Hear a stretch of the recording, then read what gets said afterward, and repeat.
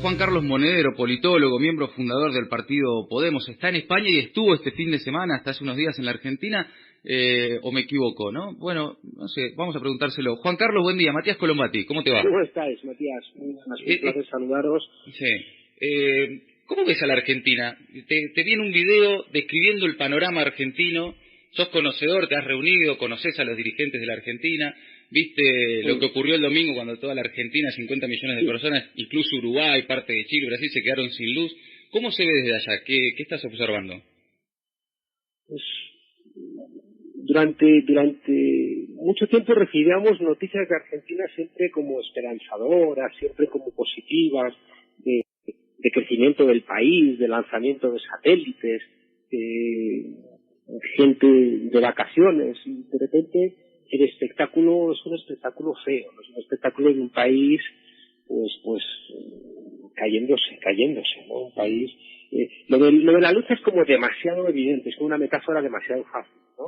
Claro. Pero es muy doloroso escuchar a los profesores de universidad en una situación muy precaria, ver a demasiada gente mirando en los cubos de basura, ver sobre todo como que el país había perdido una parte del pulso, ¿no? De esperanza que había tenido, ¿no? Y como que el ataque brutal, ¿no? De los medios de comunicación a la posibilidad del cambio genera a gente en una alternativa difícil. Dice, lo que hay es terrible, lo que hay no nos deja llegar a fin de mes, lo que hay son tarifas inalcanzables, es corrupción, los que venían a solventar la corrupción, es mentira, son promesas incumplidas, pero claro, la alternativa, como los medios de comunicación tienen esa posición tan brutal, ¿no?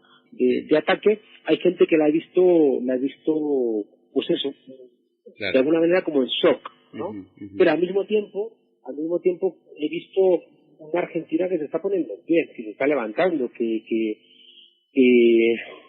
está entendiendo que la fórmula de Alberto Fernández y Cristina Fernández de Kirchner es una fórmula pues con muchas potencialidades para el país, ¿no? Que me contaba, estuve con Alberto Fernández y hay una cosa que me gustó mucho, ¿no? De la conversación con él, y es el sosiego, ¿no? Que tiene este hombre junto a su firmeza en valores, que le lleva a ser muy claro en que Argentina no puede repetir los errores del pasado, ¿no? Y eso me gustó, ¿no? Es decir, que eres una persona que viene a recuperar lo mejor de lo que se hizo, ¿no? Desde los gobiernos de Néstor Kirchner, pero a, de una manera radical, impedir que se vuelvan a cometer ni por asomo ninguno de los errores. Y eso creo que genera una base social de apoyo importante. De esa conversación con Alberto Fernández te quedó esta impresión. ¿Qué más me podés contar? ¿Cómo lo ves, Alberto Fernández? ¿Cómo se lo ve como dirigente político? En términos también pensando en la región, ¿no? Pensando en que Macri es un gobierno que recibe explícitamente el respaldo de Jair Bolsonaro, de Donald Trump, del Fondo Monetario Internacional. Digo, no se juega solo una elección en la Argentina, ¿no? Alberto Fernández viene de un momento luminoso para el continente, ¿no? Cuando había gobiernos pues que sacaron, ¿no? A 80 millones de personas de la pobreza. Y me gustó, ¿no? La mirada regional, porque él es consciente que tiene una mirada, o sea, él es consciente de esa mirada regional que necesita también la Argentina, ¿no? Y que yo la he visto muy clara en algunas cuestiones, ¿no? Es decir, que, por ejemplo, yo vi muy claro, hablando con la embajadora, con Alicia Castro, cómo el tema de las Malvinas era un tema que no era un tema argentino, que era un tema latinoamericano, y eso de repente cobraba una nueva vida, ¿no?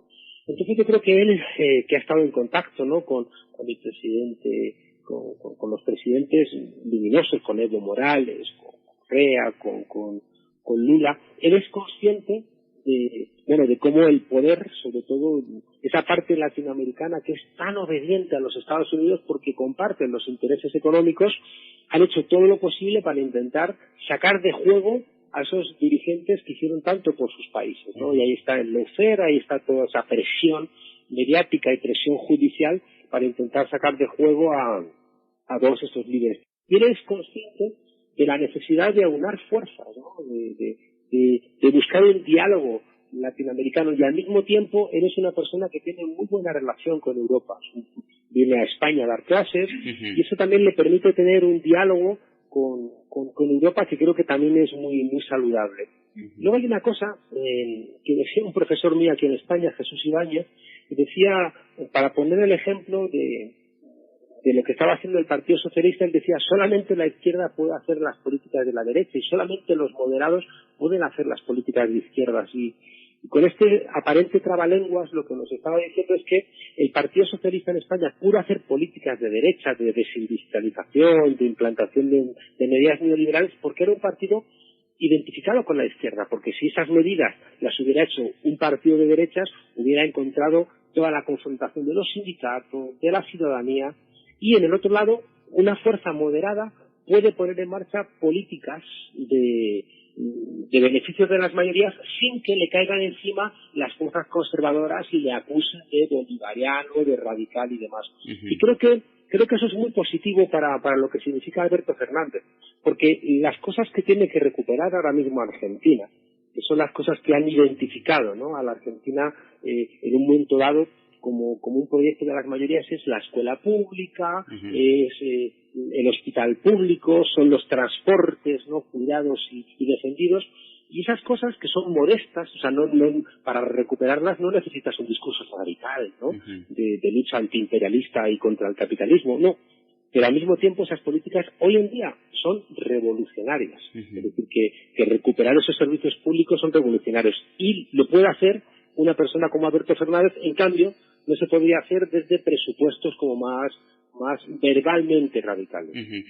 Y Juan Carlos, la figura de Macri, también en términos regionales y la relación con Europa, ¿dónde lo ubicás? ¿Cuál es tu análisis sobre un personaje como Macri?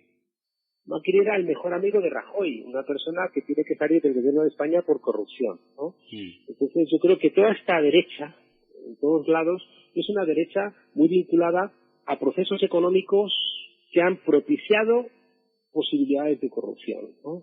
Es decir, son gente que todos, o no todos, ¿no?, pero parte de ese referente, que son Macri o el Partido Popular en España, pues tienen dinero en paraísos fiscales, sus amigos se han beneficiado de las privatizaciones, aparecen constantemente en escándalos vinculados con dinero.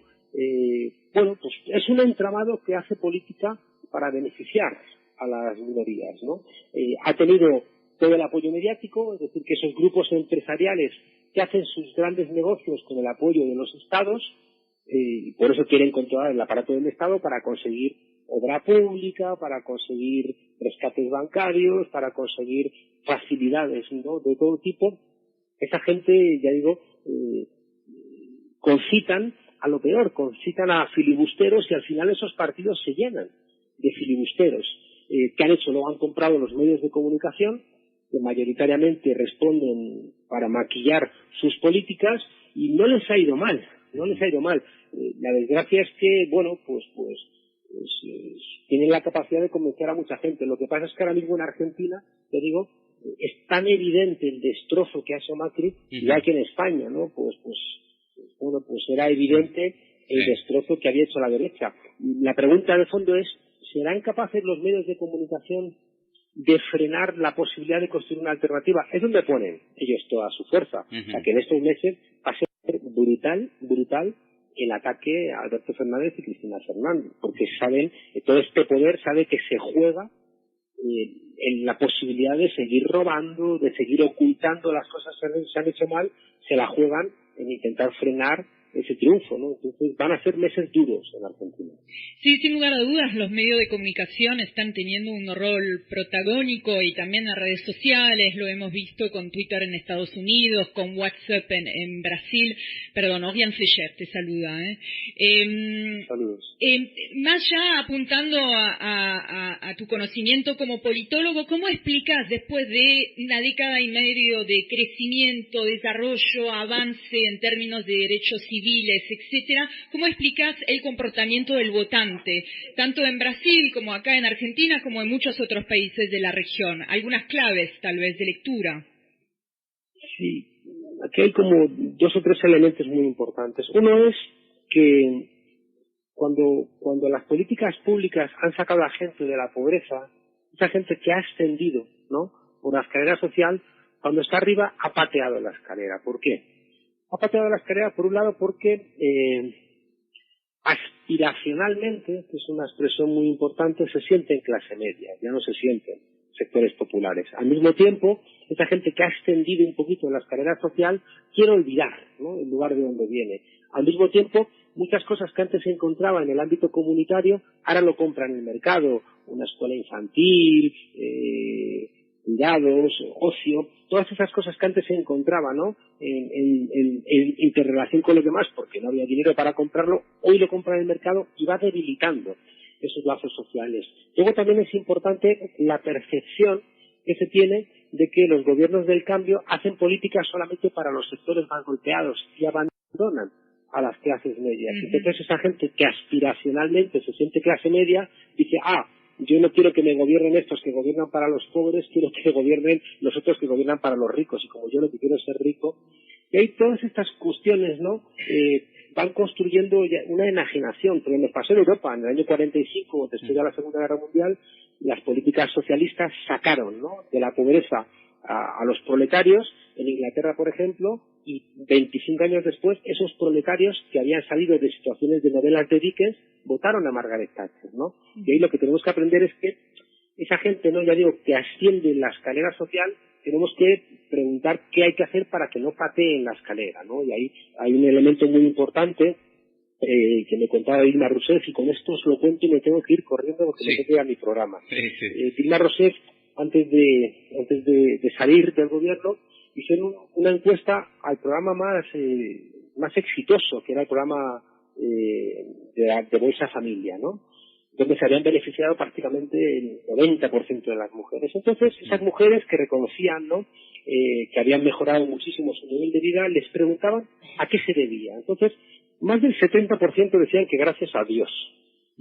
Después que gracias a ellas mismas, después que gracias a su familia, después que gracias a los empresarios, y en última instancia gracias al gobierno. Es decir, que un programa público puesto en marcha por el gobierno no es capaz, ¿no?, de hacer ver a esa ciudadanía que sale de la pobreza de que es la política quien les ha ayudado, ¿no?, a cambiar eso. Y ahí pues tenemos que sacar una lección, ¿no? Necesitamos explicar la fuerza de la política, ¿no? Están las librerías, ahora que están en Buenos Aires, están las librerías llenas de libros de autoayuda. Todas las librerías están llenas de libros de autoayuda. Bueno, pues tenemos la obligación de decirle a la gente que la única autoayuda que funciona es la autoayuda colectiva. La autoayuda colectiva se llama política. Juan Carlos, te agradecemos el tiempo, sabemos que te tenés que ir, si no seguiríamos charlando mucho más, incluso sobre España, Europa. Que haya sido tan efímero, pero es que ha habido una cosa graciosa, porque estaba esperando vuestra llamada y por me ha llamado otra radio argentina, pensaba que erais vosotros. Bueno, te agradecemos. Lo siento que haya podido estar ahora solo este ratito. Te agradecemos el tiempo, te mando un abrazo. Gracias, Juan Carlos. Juan Carlos Monedero es politólogo, es un miembro fundador de Podemos, allí en España, un hombre que es una referencia, ¿no?, para no solo Podemos, sino para un sector de un tipo de construcción política que en una España y en una Europa, ¿no?, como viene contando Ori casi todos los días en Maldita Suerte, en el que la extrema derecha avanza en Europa. Bueno, hay sectores como estos que por lo menos intentan plantear otra manera de ver las cosas, ¿no?